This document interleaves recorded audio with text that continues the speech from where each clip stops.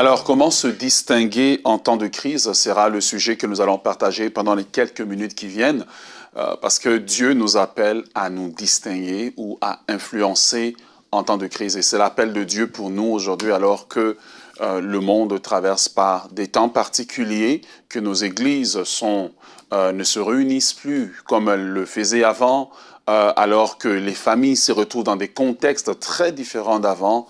Le Seigneur nous appelle à briller car il nous dit qu'effectivement nous sommes la lumière du monde. Et je commence par dire qu'une crise est une opportunité pour toi de briller. La crise que traverse ton Église, la société actuelle est une opportunité que Dieu te donne de briller parce que le soleil se distingue mieux ou la lumière se distingue mieux au milieu des ténèbres. C'est pour cela que le Seigneur t'appelle à briller. Et briller, c'est le naturel du chrétien. Se distinguer, c'est le naturel que Dieu a mis en toi. La Bible nous dit un texte que j'aime beaucoup et qui reste à mon cœur depuis quelques semaines déjà. La Bible nous dit dans 1 Roi chapitre 17, le verset 1. Juste un seul verset qui va produire tout un changement dans le pays. La Bible nous dit, Élie, le Tishbite, l'un des habitants de Galade, dit à Akab, « L'Éternel est vivant, le Dieu d'Israël dont je suis le serviteur.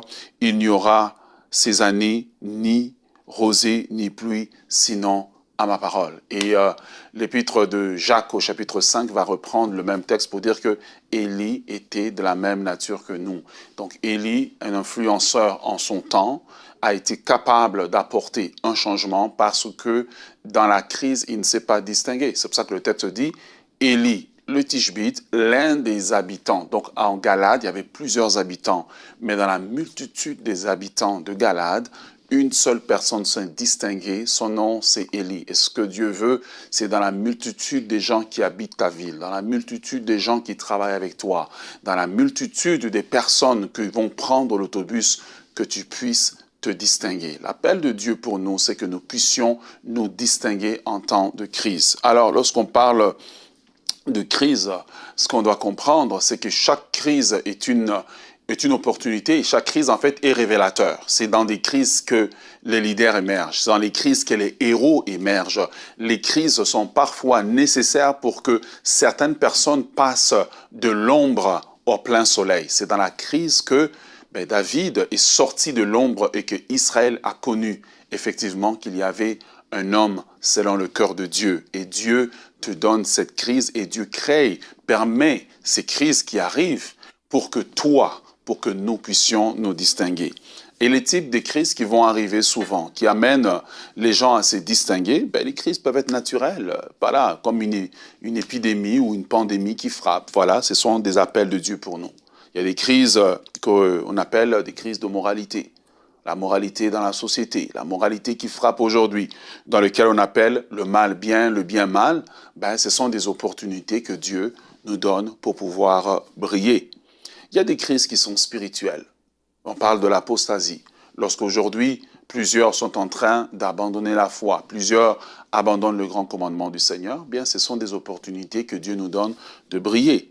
Les meilleures des crises, c'est les crises émotionnelles. Vous savez, lorsqu'on fait preuve face à des rumeurs, on fait preuve à la médisance, c'est des opportunités, encore une fois, de briller. Joseph a brillé dans ce genre de crise. La Bible dit qu'il a rapporté à son père, tous les mauvais propos de ses frères. Il a brillé par là. Ça lui a coûté quand même d'aller dans le puits, mais Dieu l'a emmené quand même à la tête de l'Égypte. Alors, je vais aller maintenant de façon pratique pour nous montrer comment nous pouvons briller. Il y a quatre éléments que nous pouvons avoir, loi ou principe, appelez-les comme vous voulez, mais je vais utiliser le mot loi.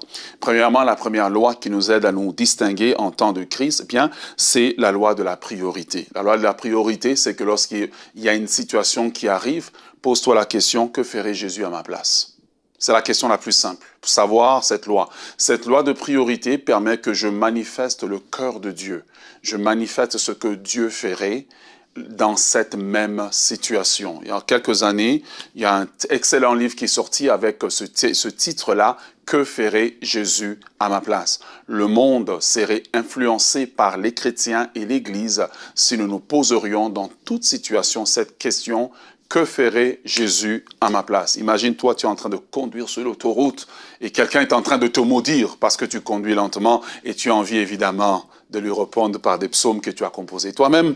Et là, tu te poses la question, que ferait Jésus à ma place? Et là, tu me dis, Seigneur, sauve cette personne parce qu'elle ne te connaît pas. Sans que la personne ait été entendue, tu viens de produire une influence dans le spirituel. Tu peux faire la différence. Donc, la loi numéro 1, c'est la loi des priorités. Dans la loi de la priorité, je dois me poser la question, que ferait Jésus à ma place? La numéro 2, une deuxième loi ou deuxième principe que j'applique pour être un influenceur dans une situation de crise et dans la vie de tous les jours, eh bien, c'est la loi de la réciprocité. La loi de la réciprocité nous dit, c'est ce que Jésus dit, ben, faites aux autres ce que vous aimeriez qu'on vous fasse à vous-même. Alors tu es au travail et tu entends qu'on est en train de faire de la médisance sur le patron. Et là, ton ancien moi semble vouloir se manifester et tu te poses la question, est-ce que j'aimerais qu'on dise des mêmes propos de moi, ces mêmes propos à ma femme, ces mêmes propos de mes enfants? Automatiquement, en appliquant la loi de la réciprocité, il y a un frein que je peux mettre à cette médisance, il y a un frein que je peux mettre dans cette crise parce que à partir de moi, cette situation ne peut plus continuer parce que je n'aimerais pas qu'on puisse me faire la même chose. Donc, ce sont des choses très simples que nous pouvons appliquer au quotidien. Si je n'aimerais pas qu'on parle mal de moi, alors je ne parlerai pas mal des autres et je n'autoriserai pas qu'en présence de moi, qu'on parle mal des autres. Numéro 3. Numéro 3, nous comprenons alors que numéro 3, ça a à voir aussi avec notre style de pensée. Pourquoi? Parce que dans une crise, nous sommes appelés à nous lever, et nous lever est un sacrifice. Nous lever nous coûte.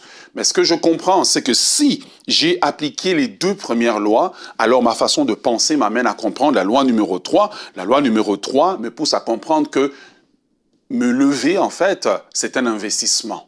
Voilà, se lever dans un moment de crise, c'est un investissement. Élie s'est élevé en temps de crise, il a appliqué ce que j'appelle la loi de l'investissement, il s'est donné entièrement pour la nation d'Israël, il a été récompensé par la victoire sur les 400 prophètes de Baal. Mais j'aimerais vous parler de quelqu'un peut-être qui est pas très connu, son nom s'appelle Abdias. Abdias avait caché des prophètes de Dieu dans des cavernes et il les avait nourris.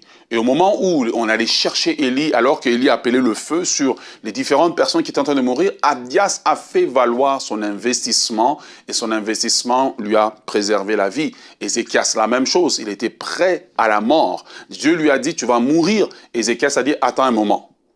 Moi, je me suis levé pour toi, Seigneur. Voici ce que j'ai fait pour toi.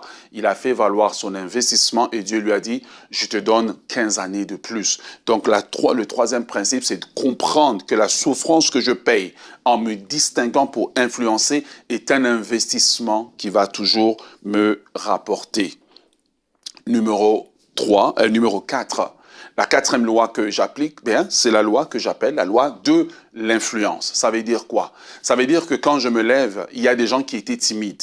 Il y a des gens qui n'osaient pas faire ce que je veux faire. Mais parce que j'ai manifesté le cœur de Dieu, parce que je me suis posé la question, mais est-ce que ce que je fais, la loi de la réciprocité, j'aimerais qu'on me le fasse et que je comprends que c'est un investissement et que je décide de payer le prix, eh bien, il y a plusieurs autres personnes qui maintenant commence à imiter mon modèle. C'est là que l'apôtre Paul dit à Timothée d'être son imitateur parce que lui, il avait payé le prix. Il avait dit à Timothée, tu connais ma souffrance, tu connais mes combats.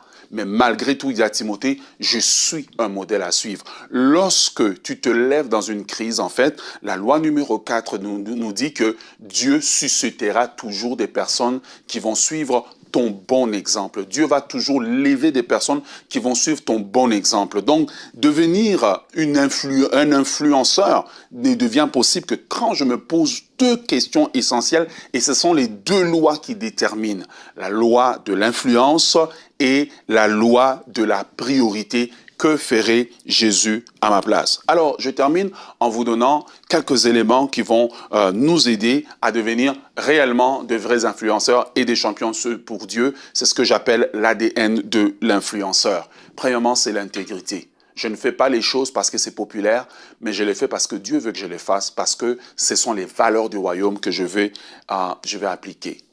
Numéro 2, je fais les choses Parce que j'ai une vision, faire avancer le royaume de Dieu. J'ai une vision, faire avancer les valeurs du royaume de Dieu. Numéro 3, eh bien, la détermination. Parce que parfois, je vais me lever, je vais influencer, mais je veux avoir en retour de la persécution. Et si je ne suis pas convaincu, si je ne suis pas déterminé que ce que je suis en train de faire est la volonté de Dieu et ce que la parole de Dieu me dit, eh bien, je vais me décourager. Donc, la troisième chose que Dieu doit intégrer dans votre ADN, c'est la détermination. Ensuite de cela, je termine par celui que je préfère de votre ADN, c'est la compassion. Tout ce que vous devez faire doit être accompagné non d'un sentiment de supériorité, non d'un sentiment que vous êtes meilleur, mais la compassion. Parce que si nous sommes animés de la compassion, alors tout ce que nous faisons a pour base l'amour. Donc nous ne le faisons plus dans un esprit d'écraser les autres, mais dans un esprit de manifester Christ au travers de notre vie, au travers de notre langage, au travers de ce qu'il a mis au-dedans de nous. Par des moyens simples dans cette génération ici, Dieu cherche non des chrétiens qui vont se cacher dans la crise que le monde vit, mais des chrétiens qui vont manifester Christ dans tout ce qu'ils font, mais dont la fondation sera l'amour de Dieu. Alléluia.